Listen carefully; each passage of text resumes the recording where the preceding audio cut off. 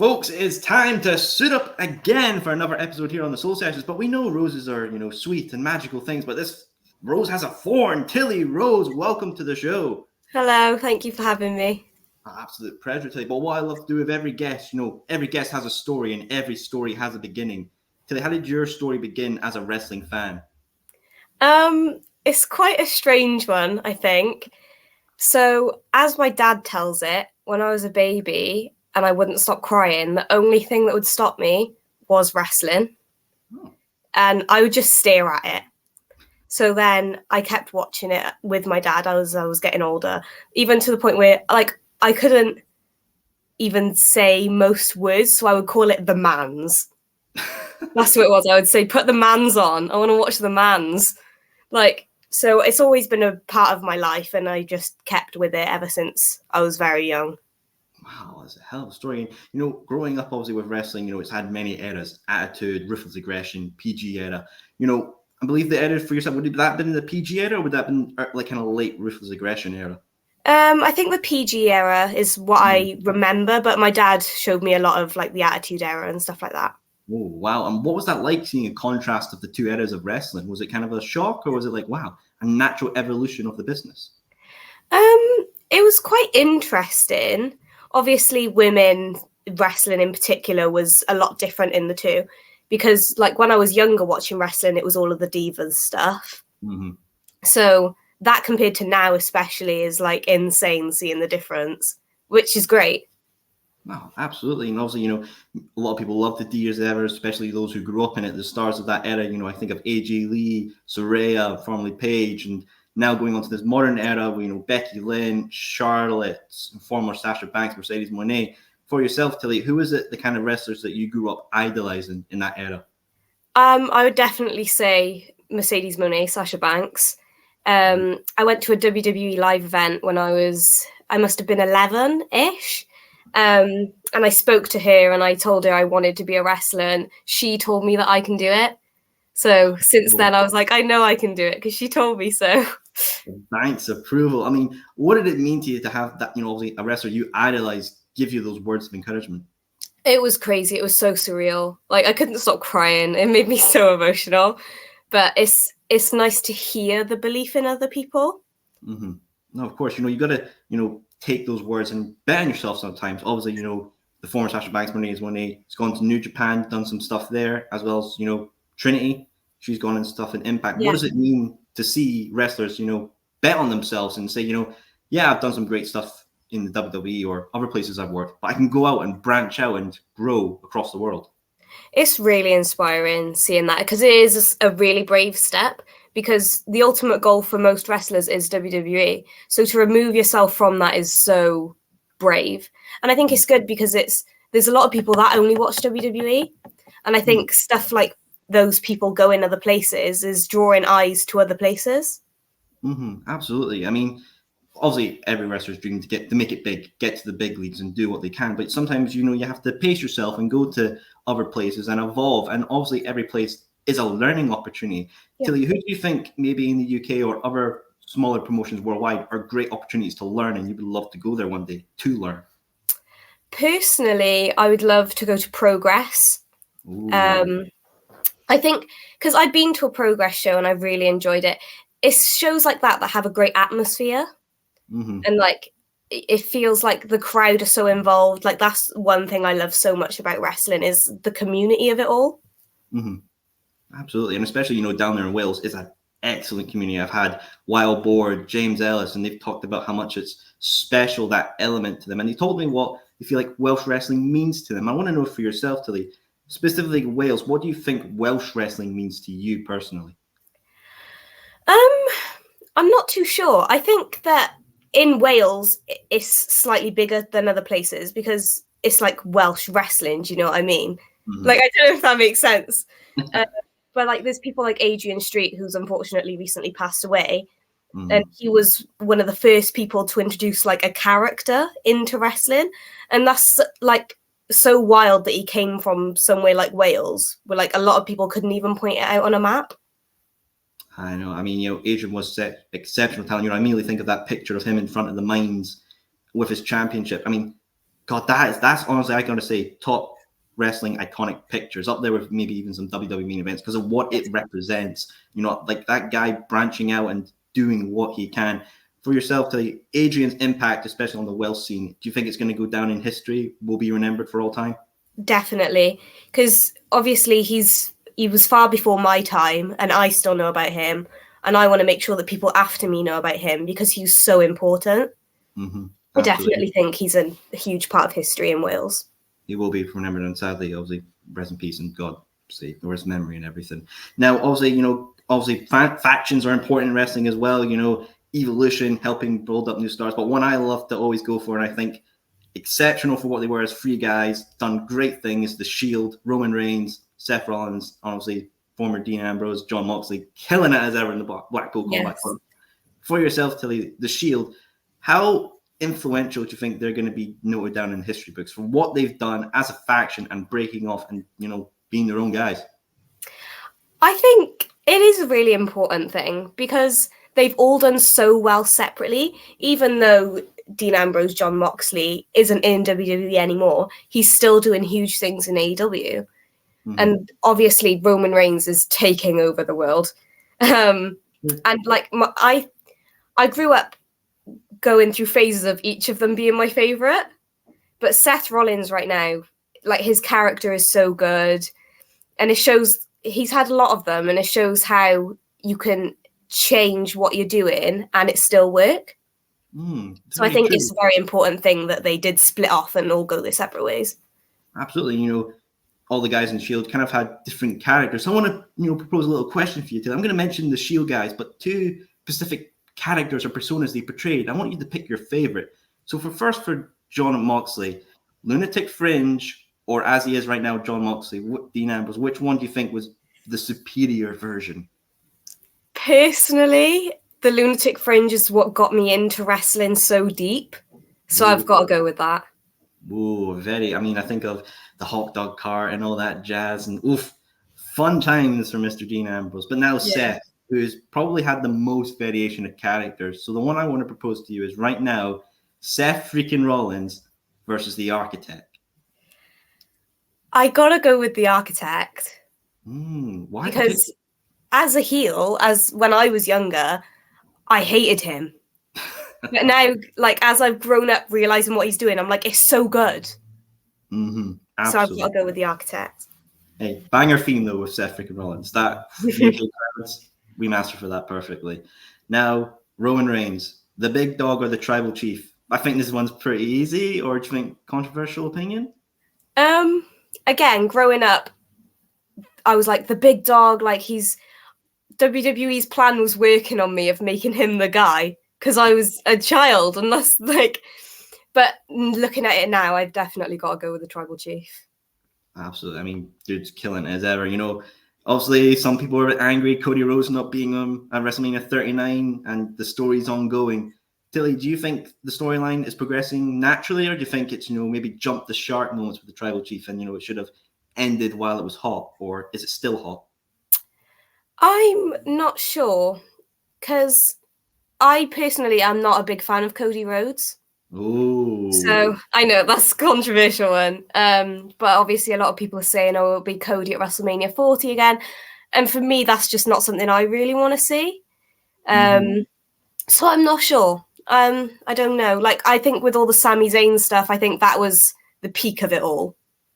It was really entertaining. Oh, that Elimination Chamber entrance with Sami's music and the Montreal crowd. I wished Sami beat him because that would have been perfect storytelling. But I remember at WrestleMania 39, I remember when before the event, everyone was going to the superstores and buying all the Cody merch and like, oh yeah, he's going to do it. The day after, I walked into that superstore, Cody merch galore. I was like, oh, someone's done a wee bit of return value, got that 30-day back guarantee. What is it about Cody that you think is maybe not personally your favorite? Is it just from his character in WWE? Was he preferable in AEW to you? Or do you think it's too much trying to be that guy, be like the macho guy? Like, yeah, I am down and out, but I'm going to get back up and fight my battles. I'm not sure, to be honest. There's just something about him that isn't like, I don't know. I think it's more of a case of I like other people more. I don't think it's necessarily I don't like him. He's just there's other people that I'd prefer to see. I've got the top 5 favorites, and you can only have 5, sadly. You know, it just shows that there's exceptional talent all across the world. But going back to Wales itself, you know, some, you know, excellent talent I immediately think of there. You know, I mentioned Wild Boar, but Subculture, you know, those guys are killing it. Rev Pro Tag Team Champions, Impact Tag Team Champions. Danny Luna herself is absolutely killing it. Subculture itself, I want to know for yourself, Tilly, do you think they are on fire right now and possibly going to be the big stars? Definitely. See, because when I was younger, I would go to shows and I'd see them, and watching them get to the point they're at now is insane. They are red hot. I think it's only upwards and onwards for them. Absolutely, and it just shows, you know, Welsh scene's thriving. Honestly, maybe one of the hottest parts of the UK. I mean, saying that as a Scotsman, going against my national bias, I'm sorry, guys. I'll keep that to myself. But obviously for yourself, Tilly, as well, you go on to do some training as well. And I want to know, starting like training, I believe at a young age as well, what was that like? Was that a bit of a shock to finally say, like, yeah, I love watching it behind the telly, but I want to step in and be the one on the telly? It was so scary because I'm so scared of getting hurt, and I always have been. But I grew up dancing, so I've naturally got like footwork and flexibility, and that was a huge help within wrestling. I think it's very transferable, dance to wrestling, so that helped me out a lot. But when I started, I was just so scared because I'm awful with new people as well, and not knowing anyone. I was so quiet, but I found my people within wrestling, and I can be out there, and I've got such a lovely group of friends now. Excellent to see that there's a great community there. But you mentioned dance as well. I had Nicole Jasmine, who's a Scottish wrestler, and she mentioned how her ballet background kind of helped transition into wrestling. For yourself today, was it tap, modern, or was it ballet that, you know, helped with the dancing aspect into wrestling? I had sort of a combination. I grew up doing lots of styles of dance. I mainly did like street dance, commercial, and some jazz in there as well. I don't know which helps the most, to be honest. I think the flexibility thing is good with it because you can do more unique things with it. Like getting a good bridge is very important in wrestling. So that's something that I could easily take. Oh, good. And, you know, it just shows having that kind of background can help with the transition to wrestling. But obviously, you know, as fans, you know, we watch and see the wrestling and it's like, oh, wow, this is amazing. I wonder what aspects, you know, challenging. For yourself, what kind of aspect of wrestling training was hard to grasp and like, wow, this is challenging, but I'm willing to put the time in and learn to master this art of wrestling? Thinking on the spot. Whenever anything is unplanned, I seem to forget everything I've ever known. Well, it just shows, you know, it's always 90 miles per hour. You got to go, and just wing it on the fly. But also, you know, one place that you made your debut for, New Wave Wrestling, it's an exceptional place. I mean, James Ellis, I've mentioned here on the Before the Foe, became the inaugural champion for the company as well. But New Wave, what does it mean to you, this place within Wales? New Wave is very special. It's so incredibly safe and inclusive and comfortable. I feel like no one will judge me. Everyone is so kind. And with our last show, New Wave 9, that was part of the Pride in Roth weekend. That was really important to me as a member of the LGBTQ plus community, that I felt so welcomed. And being younger as well, I still feel incredibly safe in that environment of New Wave. It's such a brilliant school. That's absolutely beautiful to see that they've got that good community that has everyone's backs and just so friendly and loving. Excellent to see within the wrestling business. And obviously, making your debut as well, it's a scary thing, but, you know, when you do it, it's got to be exceptional. Going through those curtains for the first time, I mean, I've seen the footage on Instagram. Everyone's absolutely buzzing and having a great time. What did that mean to you to see not only yourself having fun, but the crowd enjoying yourself as well? It was crazy. I came through the curtain and I couldn't even see. It was like everything was blurry just because my I couldn't hear anything either. All my senses just weren't working because I was so, like, it was like an out of body experience. It was crazy. And I panicked because I was like, what if no one wants to high five me? What do I do on my entrance? So I just walked, like I skipped, and then I saw my family and they were so excited and happy, and then people wanted to high five me. and it just felt so real. Like it's not in my imagination anymore. It's an incredible feeling. Oh, I mean, absolutely. And obviously, I think an important part of entrances is always the music. I know you had some music enter in there, but I want to know, I like a good old licensed theme for wrestlers. Obviously sometimes there's magic can be made and creative songs can be made, but if you have to pick a licensed song from any band to be your entrance music, and maybe on the biggest stage, we'll have WrestleMania in the UK, Tilly Rose versus Charlotte Flair, what music would you want and why? I have to go with the music I'm currently using. The song is called How Do You Sleep by a band called the Himalayas. I went to my first ever concert with my dad for the Manic Street Preachers, and the support band came on, and we'd never heard of them before. And they played a song, and instantly my dad and I looked at each other and said, that is an entrance song right there. And ever since I wanted to use it, and that band grew to become my favorite. So I've got to go with it. It's very special to me, and it's an awesome song. Certified banger. I think Seamus would agree so himself. But I want to know, how mental would it be if you got them to play your theme live in an entrance? Would that be like the dream goal? That would be insane. They're also from Wales, so I think that's a great collaboration. But yeah, that would be crazy if they did that. Oh, collaborations, we love those all around here. But obviously, you against your opponent, Rayne, sorry if my Scottish tongue butchers this, Leverkusen, is that it? Or am I? Yeah. Oh, thank God. Right, I've passed the test. Nice. What did it mean going against her in your debut match? It was crazy. When I was told that she was who I'd be facing, I didn't know what to say. Because I've watched Rayne, and she'd only recently come back from Japan by the time we had our match. And she, in my opinion, is one of the best in the UK at the moment. So it was such a huge deal that Rayne was who I got to have my first match with. Absolutely. And obviously, I know you mentioned, you're a teenager as well. And I've had Billy Starks on, who's one of the teenage greats in the States, going on to do stuff with Ring of Honor and AEW. Being a teenager wrestler, do you think there's maybe a certain pressure put on you to like I've got to do, there's a lot of adults here and I've got to, step up and show my place? Or do you feel like there's a sort of glee with it? Like, yeah, I am young, but that just means I'm here for longer and I'm more eager to learn. I would say it's a combination of the two, actually. I know that I have a lot of time, and people remind me that I've got a lot of time, which I'm very lucky and I'm very fortunate that I started so young. But it also scares me because I know I have the time, so I don't have the excuse. But it's also great. Like I said before, I'm looked after really well in my academy, and everyone is aware of my age because there's not so many younger people in New Wave. So it's great to know that they've all got my back, and everyone's so supportive as well. Absolutely. And, it is a great opportunity to learn because there's so many places to learn. Obviously, Japan, strong style, Mexico, lucha, USA. I like to say the entertainment style. For yourself, Tilly, which places are on your map to learn? I would love to go to Mexico. I think that would be so fun because I'm so scared of anything lucha, but I'd love to go to Mexico to experience it.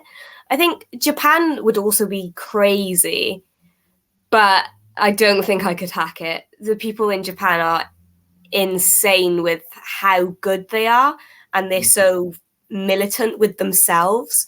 I don't know if I could do that myself.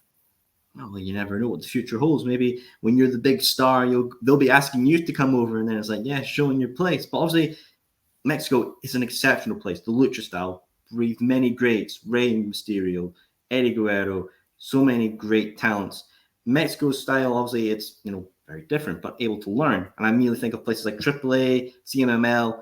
Are they like one of the two places you want to go to? Or are you more than happy to just go to any place in Mexico to learn the lucha style? I think I'd go anywhere. Just grab a friend or two to come and roll about with me in Mexico and just explore, I think, and learn from as many people as possible. Absolutely. And, coming back home to the good old UK, we've got many great things going on. And there's a very historic show coming to Scotland. Iron Grinders Gym we're putting on a show, the first LGBT style event in Scotland. It's the first in its kind. And that representation is great to see. Having a full show dedicated to that community. What does it mean to see those kind of exclusive events coming out of great places up here in Scotland? I think it's very well done. And I think it's very important because we don't see many wrestlers as part of the community, and it's hard in everyday life to be treated the same as everyone else, let alone in a sport or an entertainment business. So I think it's really good how the wrestling business is progressing with the rest of the world. Mm-hmm. Absolutely. And, obviously great things are coming over to the UK as well and helping the scene thrive. GCW with TNT, AEW coming over for Wembley Stadium, WWE have been over for Money in the Bank. And it just shows, we're here. We're ready for wrestling from all over the world. I mean, as a UK-based wrestler, Tilly, what does it mean to see big companies coming over and injecting the community here with great wrestling? It's really exciting. It makes me feel like it gives us more of a chance. Mm-hmm. Because being from the UK, especially Wales, there's a bit less opportunity than if I was in somewhere like America. So I think it's great that they're doing things like that. It's very exciting. Yeah, absolutely. And of course, AEW, Wembley Stadium, over 80,000 people packing that stadium to the rafters, and so many great matches on there. But one I want to pick your brain on, Tilly, obviously is the Lucha Bros, Orange Cassidy, Best Friends, and Eddie Kingston versus the Blackpool Combat Club of Moxley, Claudio, and Yuta. But they have 3 unknown opponents. And I like to think they're going to be from the UK scene to, showcase us. If you had to pick those 3 wrestlers to join the BCC for this Stadium Stampede match, who and why? That is so difficult. I'd like to see Nico Angelo on a stage like that.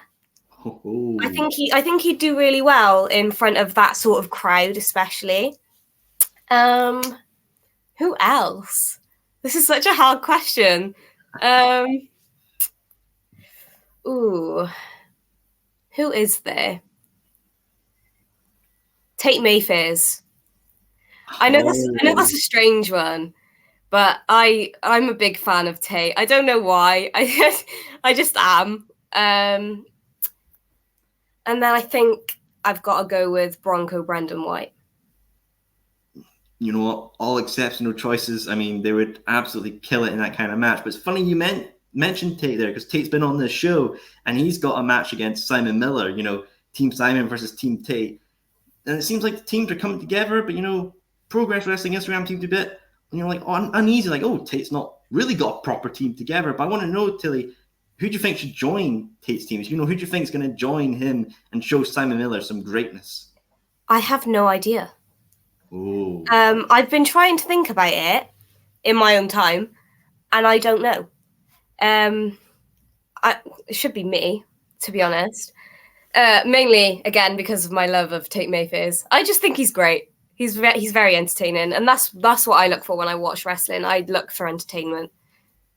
Absolutely. And, because you have to build a connection with the audience. You can go out there and do all the great moves and all that, but if you're not passionate and working with the crowd and, showing that, yes, I've seen you once before, but I want to come and see you again, because that's the main aspect of wrestling.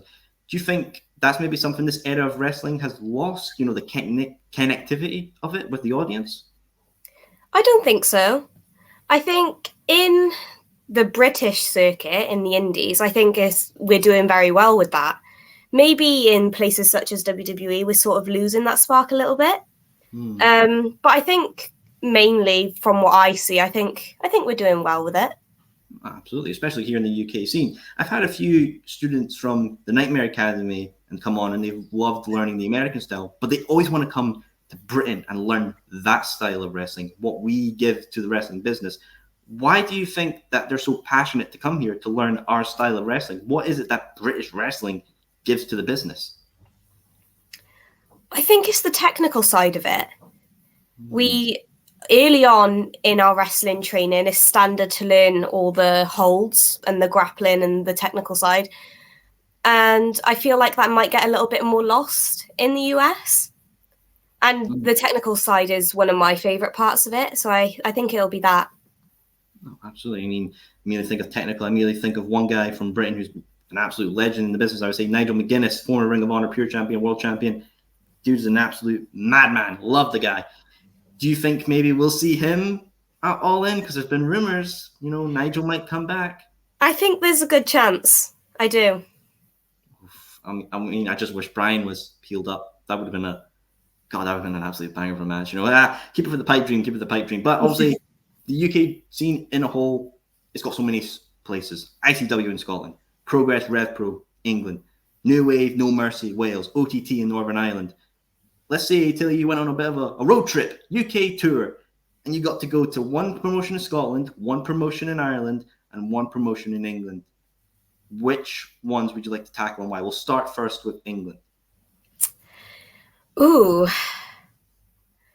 I think, I don't want to say Progress again because I said it earlier. So I think I'll go with Rev Pro.